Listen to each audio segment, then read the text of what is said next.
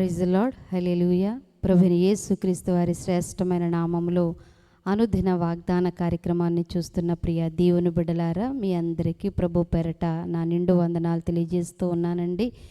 మరి ఈరోజు దేవుడు ఒక చక్కని వాగ్దానం ద్వారా మీతో మాట్లాడడానికి ఇష్టపడుతూ ఉన్నాడు. ఆయన ఇచ్చిన వాగ్దానము ఖచ్చితంగా మీ జీవితంలో నెరవేర్చే దేవుడు మన యేసయ్య అంటూ ఉన్నాడు. ఎందుకనంటే వాగ్దానం ఇచ్చి దాన్ని మర్చిపోవడానికి మనుషుల్లాంటి మనస్సు మన యేసయ్యకి లేదండి. ఖచ్చితంగా ఆయన వాగ్దానం చేస్తే నువ్వు ఖచ్చితంగా నమ్మగలిగితే ఆయన మహిమను నీ జీవితంలో చూస్తావు. కనుక ఈరోజు దేవుడు నీ కొరకు సిద్ధపరిచినటువంటి వాగ్దానాన్ని జ్ఞాపకం చేసుకుందాం. కీర్తనలు 31వ కీర్తన 19వ వచనములో నుంచి ఒక మాటని జ్ఞాపకం చేసుకుందాం. నీ యందు భయభక్తులు గలవారి నిమిత్తము నీవు దాచించిన మేలు ఎంతో గొప్పది అని ఇక్కడ దేవుని యొక్క వాక్యం రాయబడతా ఉంది. ప్రియ దేవుని బిడ్డలారా, ఆయన యందు భయభక్తులు కలిగి ఉన్నటువంటి నీ జీవితంలో దేవుడు ఎంతో గొప్ప మేలు దాచించాడు. నీ కొరకు ఒక ఉన్నతమైన బహుమానం ఎదురు చూస్తూ ఉంది. నీ కొరకు ఒక గొప్ప మేలు కాసుకొని ఉంది. ఖచ్చితంగా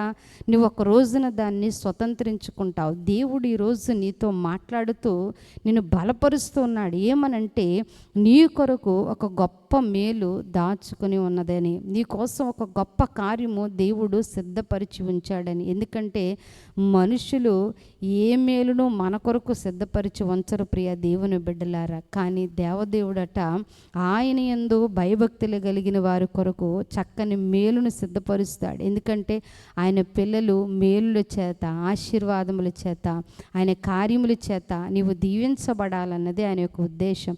తండ్రి అయిన దేవుడు ఆయన పిల్లలైనటువంటి మన కొరకు ఎప్పుడు మేలులను ఆయన సిద్ధపరుస్తూ ఉంచే దేవుడు.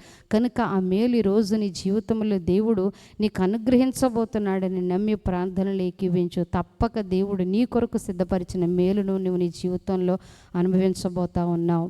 ప్రార్థన చేద్దాం. కృపా సత్య సంపూర్ణుడా, సకల ఆశీర్వాదానికి కారణభూతుడు వగు తండ్రి, మీ ఘనమైన ఉన్నతమైన నామం కొరకు స్తోత్రాలు.